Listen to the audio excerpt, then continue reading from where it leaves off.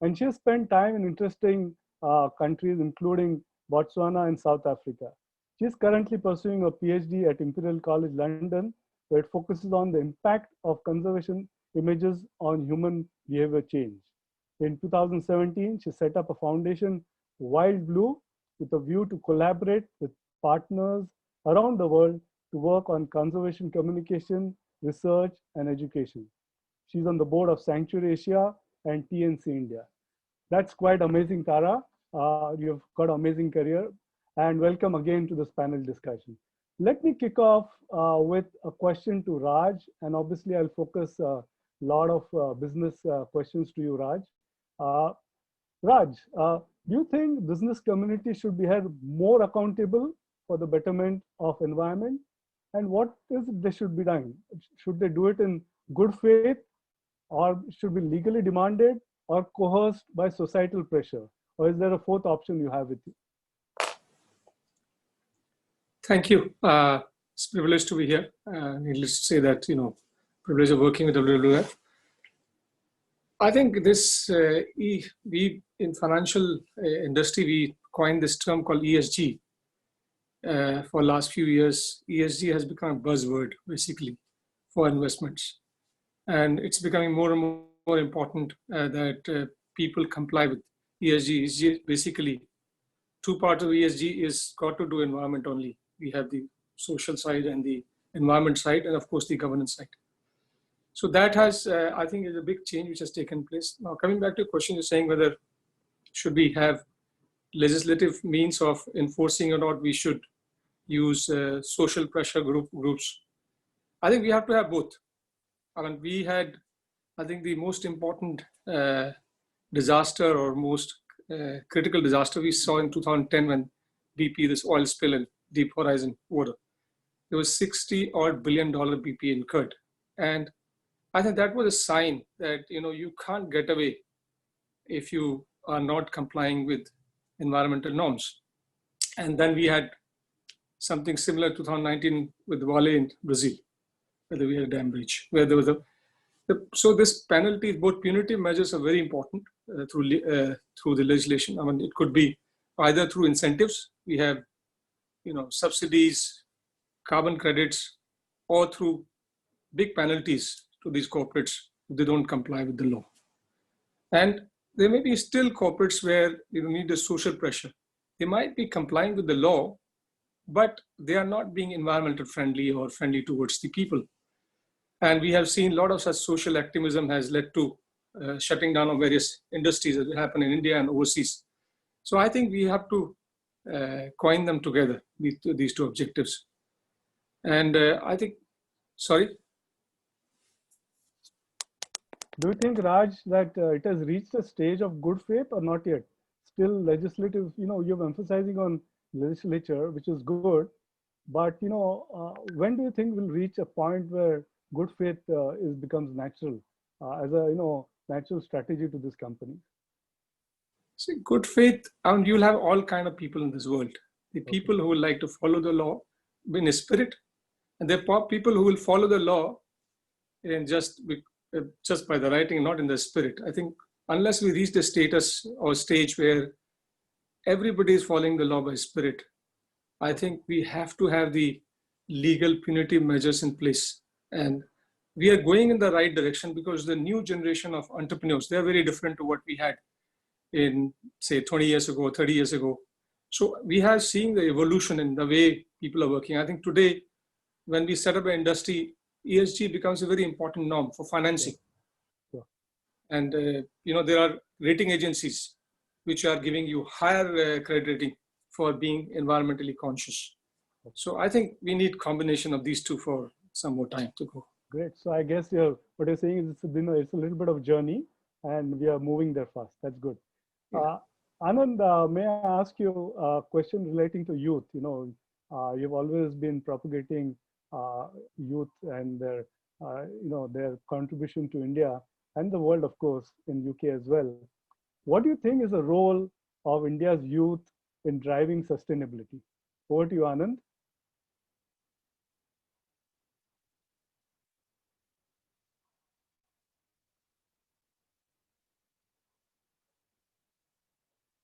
Anand, you have to unmute.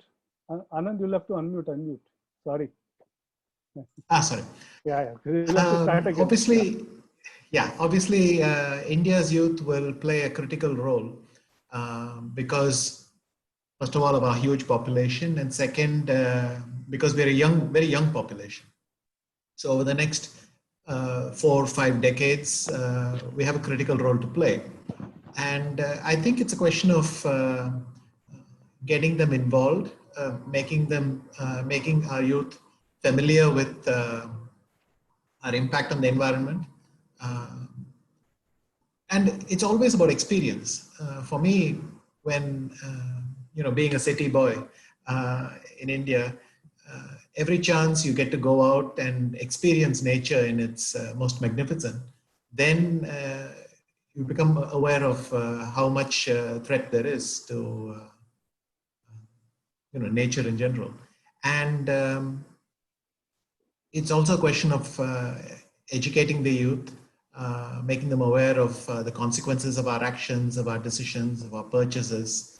A recent example is the awareness that's been created in the world about where the plastic ends up, things like that. And people, if they treasure what we have out there, then they'll be much more inclined to support measures, even minor inconveniences, to be, so that our actions are more sustainable. But it comes from, I think, experiences. When, a lot of my love for the subject came about from traveling within India and traveling abroad and experiencing, wide open spaces and landscapes. And then you understand how treasured these are. So that's the thing. I think we have to make an effort to make them aware of the issues, for them to experience nature at its best, and then just that every little action counts. And if we have that spirit, then India's youth can make a critical difference to sustainability. Sure, great. Every little action counts. That's a great thing to say. I'm going to press you in the next question on education. You briefly mentioned education. I'll come back to you on that. Tara, what are the common myths and misperceptions surrounding the environment crisis that needs to be addressed immediately so that people are jolted into action? People are hearing bad news all the time. What is it that can really jolt people into action? It's a good question. I think to start with, and I'm not going to talk about a lot of different myths and misconceptions. There's one in particular, which is that when we talk about the environment, when we talk about nature, we discuss it like it's something extraneous to us, but it is us. We forget that we are part of nature. And when we talk about, saving the world, saving the earth, and we talk about tigers and plants, but actually we should be talking about saving human beings, because it's about our everything we do, from the air we breathe, the water we drink, the food we eat, our children, nutrition, business, it's all inextricably linked to, healthy functioning of ecosystems. It's essential for our survival. And so I think we should stop calling it the environmental crisis, and we should start calling it the human crisis, because that's actually what it is. A few statistics are like 75% of our land and 66% of our oceans have been significantly altered by human activity. And then, the ocean plays, for example, the oceans play a part in our lives, in our daily lives, that I think we don't even think about. They take out 1/3 of the carbon dioxide produced by human activity. They reduce 90% of the extra heat that's trapped in the atmosphere by rising greenhouse gases. Coral reefs have the ability to yield, I think it's something like 15 tons of fish per square kilometer per year. So all of this is like essential to our daily survival. And we're talking about connecting to nature. We've been discussing it, Radhika brought it up, everyone's brought it up. It's been shown that 30 minutes spent per week outside has the ability to reduce the population prevalence of high blood pressure by 9%. and depression by 7%. So I think, we need to connect to nature and spend some time outside. Okay. Connect to nature and spend some time outside. And earlier you mentioned it's a human crisis. Some very, very loaded statements there. Anand, I want to press you on you briefly mentioned about education, and we know how fond you are of this subject. Environment education, as it is being taught today, what do you think needs to improve?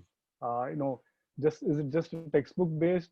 Do people, students need to connect and bond more with nature surrounding? Do you have any thoughts surrounding this?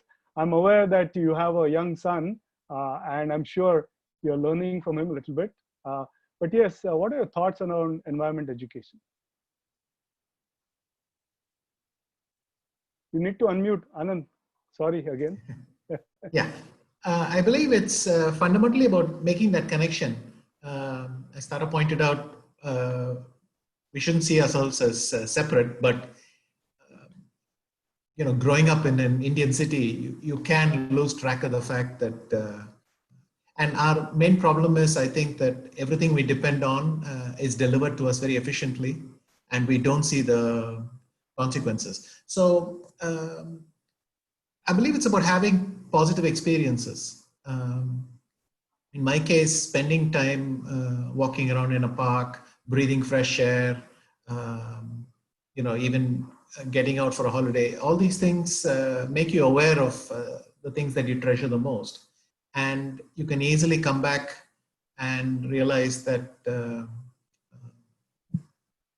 when the air isn't as fresh, or you don't have as many trees, then your living environment suffers. As for an environmental education, it has to have this connection. You mentioned my son, and I'll say in his school, they're growing crops, for instance, and a lot of kids get a chance to see how plants get, how plants grow, how food is made, and so on. And this has made him interested in our garden. He goes, he has a look. He's interested in every beetle, every tree. Now he's fascinated by seed dispersal, and he sees the effects all over. And that's the connection that you need to make. First, you have to inculcate this interest in the natural world. A lot of it comes from education or well-made programs, but if you experience it yourself firsthand, then it stays with you for life. And you can see the consequence of our actions, how we can make our environment much worse, and how we can make our immediate environment better. When you see a new park in the city or a slightly cleaned up area, then you appreciate it immediately. So I feel that personal experience is the best thing, and the younger the better. The sooner you're made aware of these issues, then you grow up with it. As for solutions and practices, our understanding of these will change. So what we consider an environmental best practice now, well, in 5 years, we may have new solutions. But if you're interested in the subject and you know what you're treasuring, then it will stay with you all your life. So do you discuss about environment with your son, or the problem, challenges? Or do you have arguments, discussions with him on this issue? No, he's very interested in some of the challenges he's heard about. So he's obviously heard and read about the global warming issues facing us. And COVID has been a good opportunity for all of us to understand that, something out there can shut down our lives. And I've discussed this with him. You have to try also not to make it too depressing. So, you just focus on the fun bits. Whatever time we can spend out every day, any questions I can answer. A lot of it is trying to get him interested in scientific facts. But yes, every chance I get. Sorry? Sorry, no, complete. Sorry, complete. Sorry. Yeah, and also some of the safari holidays we've been on, he's had a chance to see wildlife. He has his photos, he has his favorite memories. And if you interact with some animals, then, you treasure that all your life. And yes, these are the most charismatic animals, but at the same time, you can then expand that to say, look, that the whole everything in nature is linked, and you can't save one animal without saving the other. You can't save the animal without saving the plants. And we need to keep that balance. And it's about making them interested in the subject and conscientious about the impact we're having. And as we find out more and more facts, our thinking will evolve, but they'll be interested in the subject. Oh, great. Anand, you're known for lightning speed in a chess. I'm going to ask you a lightning question. What is more difficult, winning a chess match or winning out in a discussion with your son? Both are not very easy. Okay. Both are not very easy. I mean, we've had some enjoyable discussions, but he also he has his facts, Sure. what he reads, and then he's very adamant about things. And I have to tell him, look, there are different viewpoints. Can I tell you some of the viewpoints and so on? But we have a lot of fun. I mean, I'm happy that he's interested in the subject and he's willing to learn. Great. So Raj, I want to bring the focus back a little bit to business, because it's a very important part. We're speaking about collaboration for conservation. Business is a very critical part. How can business community, business organizations, companies reorient themselves to adopt a sustainability first approach? How can it get into a DNA right from the top, from the chairman, CEO downwards? Any couple of tips you have in mind? Yeah, go ahead. There's always this discussion, this traditionally happens that business is here to generate profits for the stakeholders, and being environment conscious, we'll trade off with profits. Sure. I think it's over time, a lot of studies have been done, and they have found that you can generate more sustainable profits being conscious with the environment.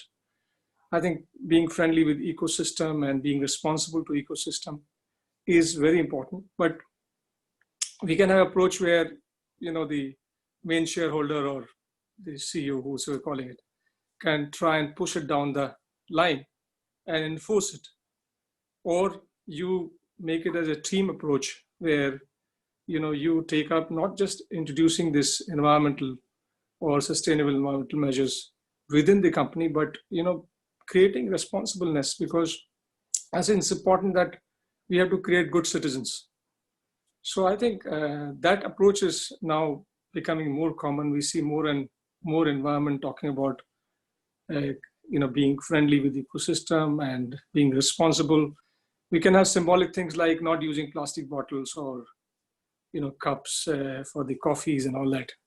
But it has to go much beyond that. Sure.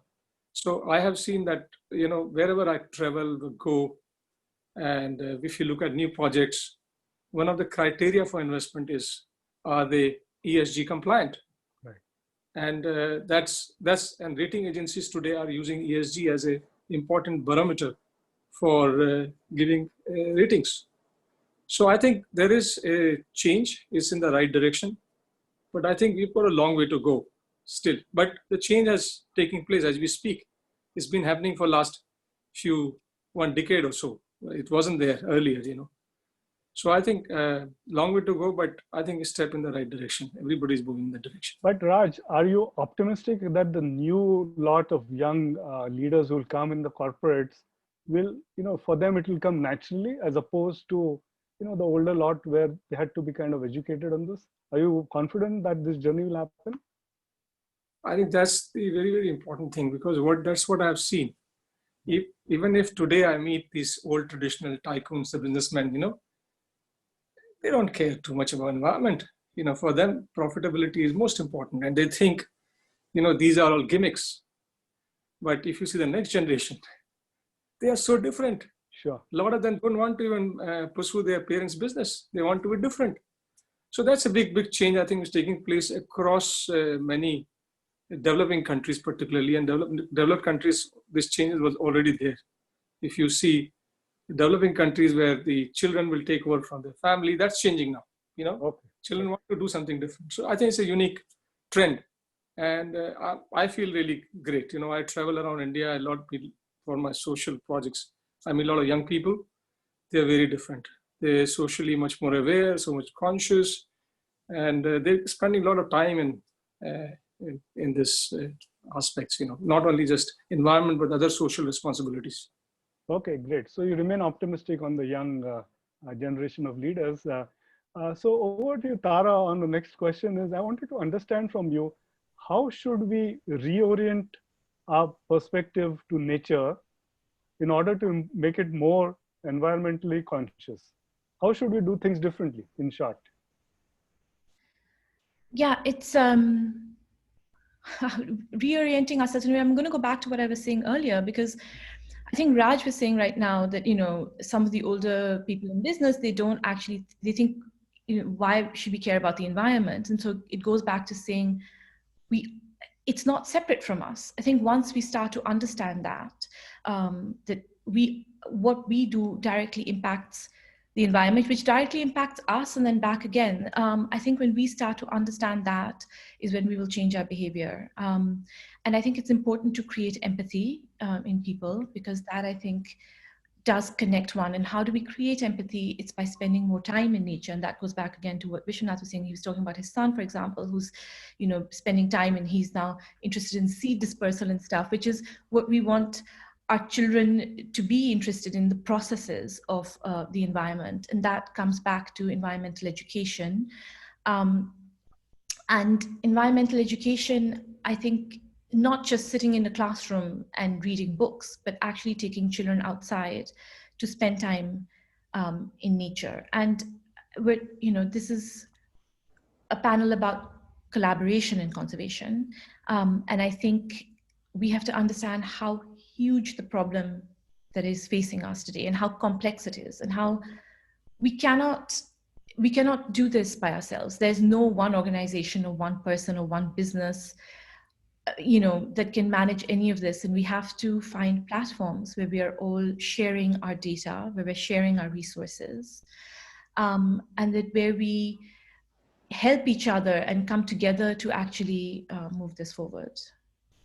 So let me press you a little bit further. You've raised some very interesting points, empathy and spending time with nature. What do you think India, or in fact the world, will look like in 2030? We are just 10 years away, despite our best efforts. You know, I mean, a lot of us are putting our best effort. What do you think it will look like?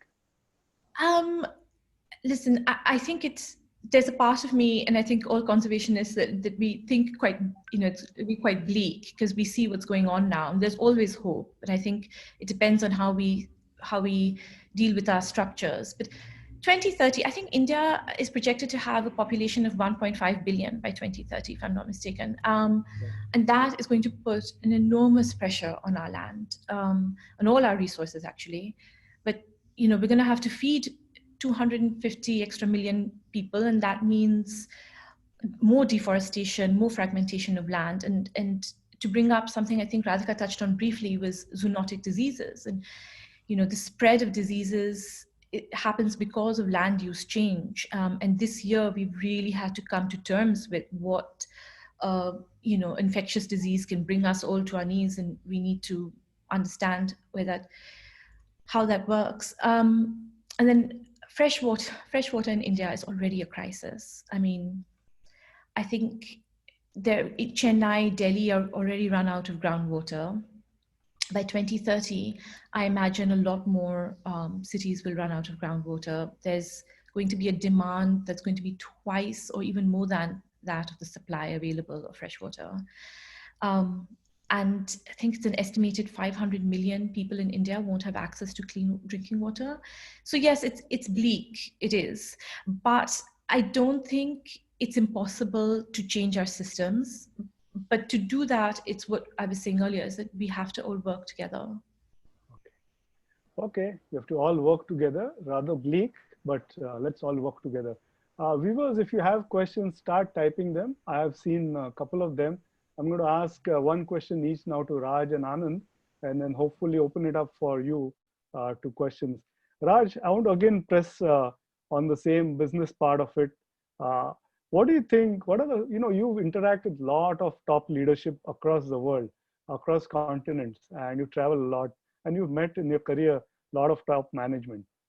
What are some of the key learnings you think top management must imbibe and inspire in the organization to make it more sustainability driven? I think it's very alarming what Tara was talking about, about what's going to happen 2030. It's very scary. But I think I'm slightly optimistic because we never had environment as an issue for discussion in such great force as we have today. Reason we are sitting and talking about is, and WWF itself, you coming from animal to climate change was a big thing. It's globally becoming a big movement. And when I travel to India, I find, youth is very different. So I am very positive that our youth is going to be very different too.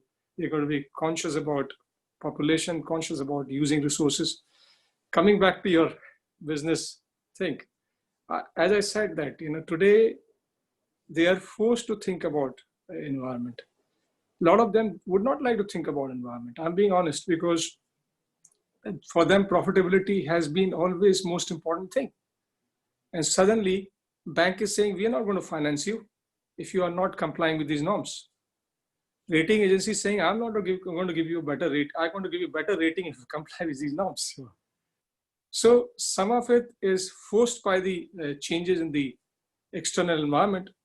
And a lot of it happening through education, but less so through education, because we have this generation shift is taking place in India, where younger generation is coming into business, who are much more conscious about how businesses should be run. And you have this generation, which is probably handing over to the next one. They are doing it because they're forced to do it. But in ideal situation, they would rather generate more profits and be more conscious to it. I'm not talking about people all across. I'm just saying a lot of people in our business community still consider profitability is more important than environment. So that, conflict is there, but I'm very confident that some of it is being forced on them, and some of them because of change of leadership, which will happen over the next few decades. I think we will be more responsible towards the sustainable environment. Great. I'm glad you're optimistic. We'll be more responsible. Anand, I wanted to ask you about career choices for students. It's a big decision. There are a lot of options now available for children to make career choices. What do you think parents should do to encourage their decision in career choices? Should one of the parameters be that are you choosing a career which is adding some tangible or intangible value to our planet? Should that be a decision-making kind of point in career choice? Anand, you have to unmute. Sorry, Anand. Yeah. Sorry to remind you again. Yeah. I feel that the global economy is set up in a way that there are some things we can control and influence, but it's very slow. And, it's the old thing about a super tanker, you need time to slow it down. But the thing I would like to say is it's not just about working in a green area or doing something that makes a positive change. You can make a positive change in whatever area you are. Now, I fell in love with chess, and I can, there's only so much you can do on the chessboard. But in my own way, as I've become aware of the issues and, I do small things, more at the level of a consumer, really. But I've come to believe that you can be very good at something if you really love it. And the nice thing is now there are more and more people who are able to opt for careers that are more green, because of specific problems being that need to be solved, becoming very lucrative opportunities. Whether it is building non-fossil fuel energy, working in that sector, or but in almost all industries, you can do something that's greener, it's more efficient, less wasteful, as long as you're conscious of the impact that your actions have. And so the most important thing, again, is awareness, the sense that what we do here, though it disappears, it's actually going somewhere out there and having either a positive or negative impact. And that what is happening out there, even though we have no idea or we can't see it directly, eventually comes to hit us. And this awareness is important. But yes, as more and more people get passionate enough about some issues and say, look, I'm going to solve this. And if you really want to do it, then you'll be excited about it and you can make a change. Great. So we are now opening up for questions. We have covered a fair bit of ground. Raj spoke about contribution of business community. Anand spoke a lot about youth, and Tara about the environment. We have a couple of questions. I'm not surprised, Anand. The first question is about youth. So I'm going to direct it to you. Subha Bangere is asking, today we find a lot of youth are more conscious about environment than diehard politician and bureaucrats. He has given an example in Mumbai about RML colony. But his question is, Anand, question two is, how can we educate policymakers about, about the environment issues? How can youth participate in this process? Yeah, when I was growing up, just to give a point of comparison, I mean, I saw the first WWF pamphlets about some issue or the other. I became interested in the subject, and in my own small way, I would pass it on. And this process happens naturally. And besides, it's not a question of having to educate people. We see it all around us. I myself experienced the weather changing visibly in a way that I can notice. I remember traveling to countries where snow was a normal occurrence between November to February, and now you get maybe a week or two in Jan. So you can, from personal experience, you know that there is really something happening out there. When I saw the story of Cape Town, and then I became aware of how dangerous something can be. But still, it felt remote. But then it happened in Chennai. We ran out of water, and we had this miracle of a good monsoon, and so for the moment we're afloat again. But we're always we're much closer to the precipice in unsustainable development.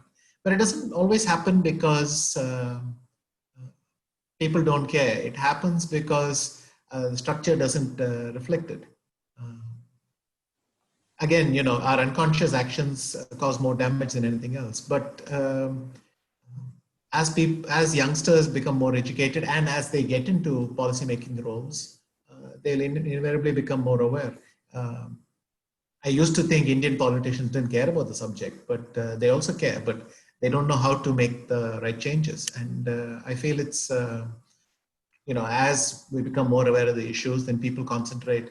Now, most people, even in Indian cities, they want trees. They protest when trees are cut down because you know what you're losing. We protest when, our water supply goes. And it's little things. I remember one year there was a shortage when I was living in Spain, there was a shortage of water. And so they had these ads saying, you can turn off your tap when you brush your teeth. You can turn off your tap, when you're shaving or this or that. And maybe it was the right moment, but immediately they said that these campaigns had been incredibly effective because people could see the connection between what they were doing and the situation. So I think we'll be forced by circumstances to learn better, but a lot of environmental awareness is already out there. People want to eat healthier, they want to live better, and they appreciate it. We have to keep repeating that message over and over again so that everyone's covered, but I think it's only matter of time before we'll be forced to confront these issues. And then a politician who confronts these issues is going to win. So the reward system is built in a way. Okay, great. Reward system is built in. There is a question by Sudhir towards WWF and education. So Radhika, if you could come on, you can take this question. How does WWF engage with schools? What specific things does it do? Training, material, teacher training, etc., etc. So can you quickly respond? Yeah. So, Sudhir, we, as I mentioned, 5 years back, we came up with an education strategy, and we realized that it was very important to scale up our work.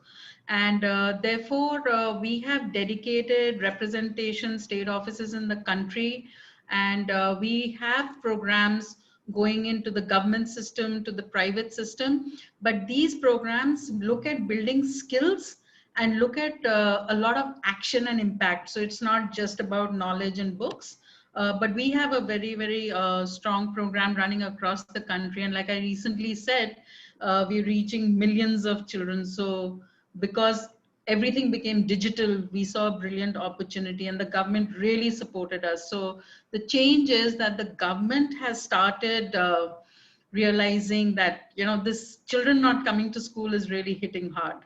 So I think so they've realized that environment is important. So yes, so we are doing a lot of strategic stuff there to scale it up. Yeah. Great, a lot of interesting stuff.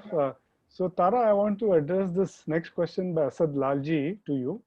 Has COVID made all of us, including the youth, more sensitive and more cognizant of sustainability and a duty to our to our environment? Has it made us more?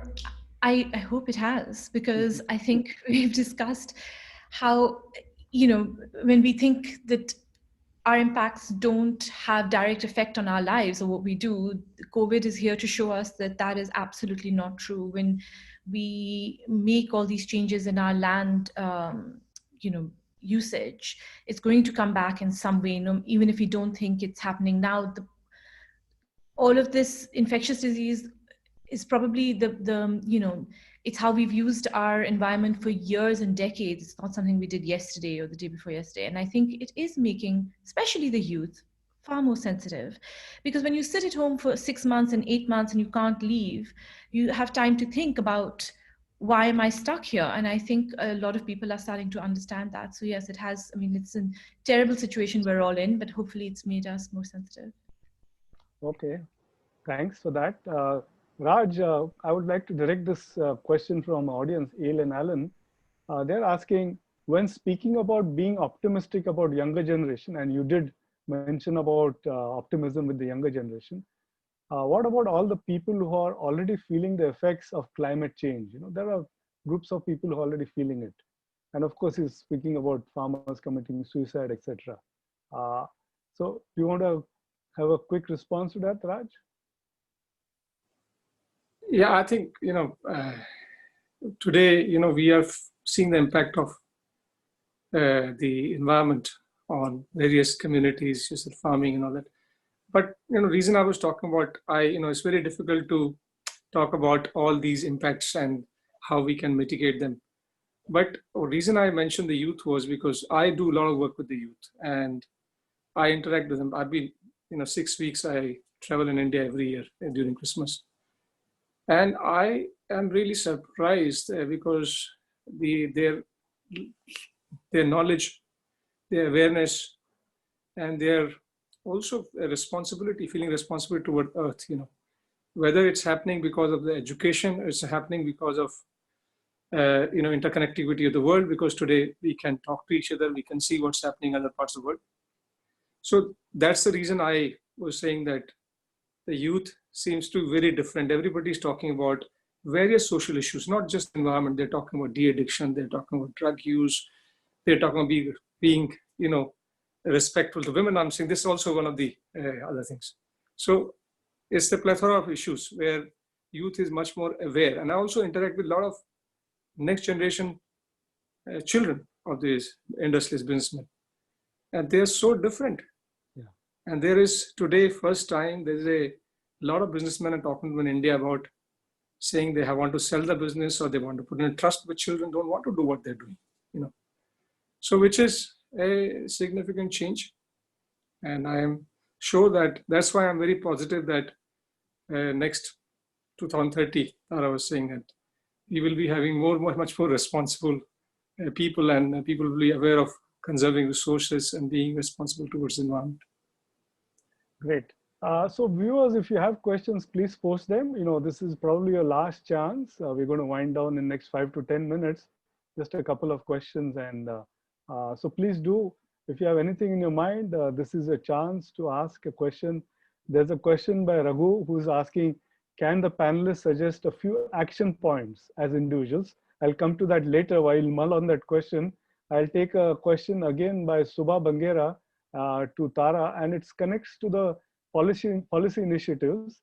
Subha, of course, is making a point saying we build roads through forest, cutting animal migration paths, we reclaim sea, increasing flooding, we construct buildings on flood pans, etc., etc. Tara, what do you think some of the policy initiatives or incentives which need to be put in place urgently to have a collaboration between an extractive industry and the environment? Yeah, I mean, I think it's a combination of having these national policies, which first of all we need political will for, and in order to have that, I think we need to have people showing their support for these policies. Otherwise, they won't happen, because it's not, you have the mining industry and the building industry and the construction industry, and it's not in their favor to have any of these national policies in place. So it will need a considerable amount of political will, and so therefore the people backing that kind of decision. What policies are needed?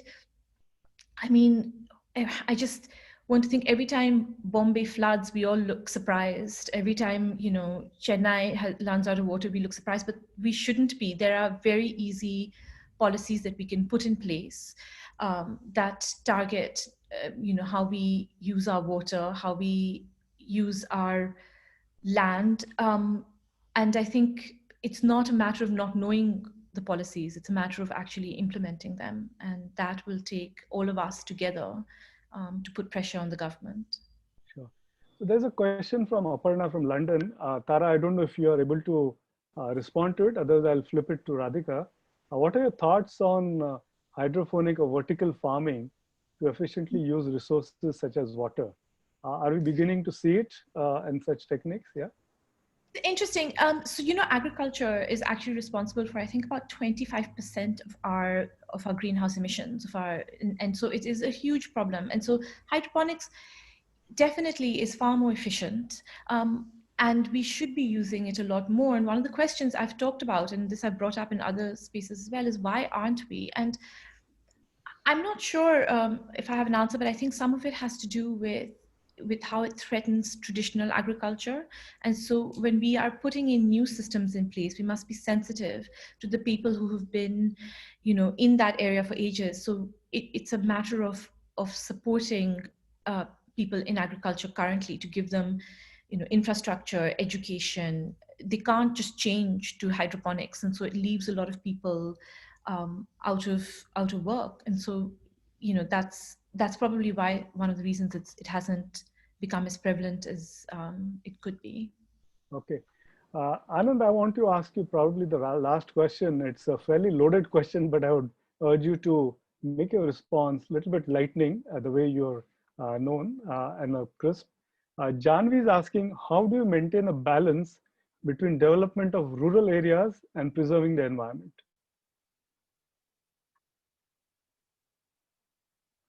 Anand, again, sorry, you have to unmute. Sorry to remind you again. Yeah. My honest answer is it's very difficult to disentangle one effect from the other. So for instance, one of the reasons for the water problems we have in cities is because the population of cities is growing. Urbanization is happening and more of it. At the same time, I have read that this eases a lot of pressure on rural areas. It's very hard for me to tell in which direction we can push.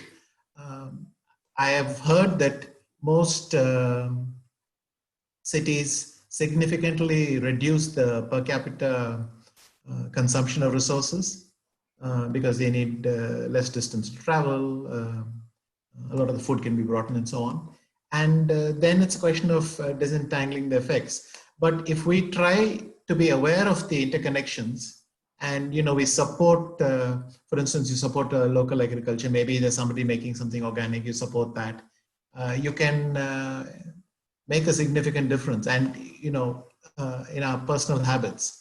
The larger picture is very difficult because the interconnectedness also through the economy. I mean, for instance, hydroponics, but then some farmer might get unemployed, or you cut the fuel subsidies for fishing boats, but then some fishermen lose their jobs. You have balancing these things and mitigating it is very important. I'd like to see government intervene much more strongly so that people in industries which we want to reduce make the transition smoothly. I mean, the last 20, 30 years, we have seen that this free market idea that people will just find their way around is not really happening. So I'd like the government to intervene more strongly in industries, much stronger welfare state, basically what I'm saying, especially in the area of job transition. And this is the best way to move people from old industries into new ones. But you would have to talk to someone who's much more into the details than I am. But sure, my impression is that's where the transition has to be helped and managed much more carefully. Some interesting Otherwise, there's points. just a lot of resistance. Yeah. Sure. So I want each one of you to quickly respond to Raghu, who has asked, can each one of you give few action points individual? I think it's a very interesting question. I'll start with you, Anand, then Tara, and then Raj. What are some very few action points? Could be very, very simple as well. Over to you, Anand. I think when you, in your personal life, try to be as efficient as possible. Use the air conditioner less. Pointless driving, try to do it a bit less. Switch off the lights when you leave the room. Use water more efficiently. Things like this. Support people who are trying to beautify your city, for instance. Things like that. And never forget, if there's something you really like, some beautiful environmental experience you like, something we experienced, and then share that. That's how people find out. Sure. That's more important. I mean, nobody wants to be flooded with facts, especially if they can get them themselves. But if you enjoy something and experienced it, then share that with people. Sure. You covered a lot of ground. Would you like to add saying support WWF in its efforts as well? Oh, yes, absolutely. I mean, I myself was, one of the people whispering in my ear when I was young was WWF indirectly. So Sure. Definitely support organizations that do that. But okay. Tara, any tips for individuals? I think Vishnu has covered a lot, but I think, get involved. And just remember that every time you buy something, try and think about the history of where all it's come from. Be more conscious about buying things, I think, because, and also, spend more time in nature, because I know that that's going to get people more connected, and then they'll naturally start thinking about the rest on their own.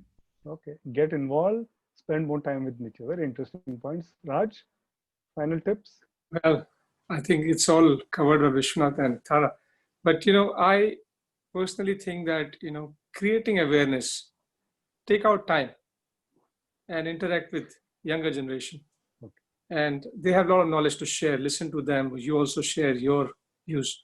That makes a lot of difference. I think just educating people in the country, in the villages, and, interacting with the youth, and of course, supporting WWF-like organizations.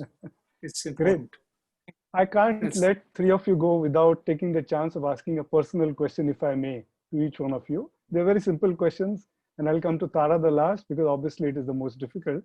But starting with Raj, in the last 6 months of lockdown, you spent a lot of time at home, obviously. You have traveled less. You are, you used to travel a lot. Is there any habit or new hobby you have picked up, connected to environment, not connected, in the last 6 months, which you'd like to share with our viewers? I think, I've done a lot of reading. That's very important. And also, of course, the time to reflect, introspect about life. So you become more inward. So I think it's a fantastic time to reflect. And I had more time to work with my social projects, and I also, the problems they have faced during COVID, because I think charities have been one of the very important sector which have been hit hard. Education, as you rightly said. So it's time, I think, more determination to go out and do more. That's why, this year when there was a question mark, should I travel to India for this COVID? I said, no, that's the most important part of my life. I can't give up that. So I think it's a very, I think, a lot of time to reflect and introspect and plan whatever time you've got on the planet to effectively utilize your time. Okay, great. Anand, we know you're an avid reader. You read a lot of books. So maybe, I mean, 6 months, I'm sure read a lot of books, but maybe the best one or two books which you've read recently? Well, the latest book I've read is Sohail Dev by Amish Tripathi. And if you're in the genre, then if you like the genre, then I can definitely recommend it. It's a great book. It's a great read. Okay, great. Thanks. And Tara, assume you have control over headlines tomorrow, which comes. What would you like to see? Your dream headline for tomorrow? I mean, sorry, I'm going to go back to what we were talking about. I want to see that the earth can breathe again, that we can breathe again, that I'm almost going to say, that we've been taken over back to a healthy ecosystem. That would be my ideal. Okay, we can breathe again. The earth can breathe again. Thank you. Thank you, Raj. Thank you, Anand. Thank you, Tara. Thank you, Radhika, for joining us for this panel discussion on collaboration for conservation. We've covered a fair bit of territory, from Raj speaking extensively of how business can contribute, how families can contribute, and how it is important for businesses to think of environment first. Anand, you spoke about contribution by the youth, education, and you covered a fair bit of ground. And of course, Tara, you can see the passionate conservationist in you. You spoke so passionately about a lot of things. Radhika, thank you for sharing the wonderful things you're doing at WWF to spread education to millions of students. That is the base. And thank you, viewers, for joining us today. I enjoyed this 1 hour with this great panel. Please do go back and follow some of those tips which each of these panelists have told you as an individual. And of course, remember, WWF is doing a great job. Whatever you can, support it in its activities. Thank you. Thank you for joining us. Thank you. God bless. Thank you. Thank you.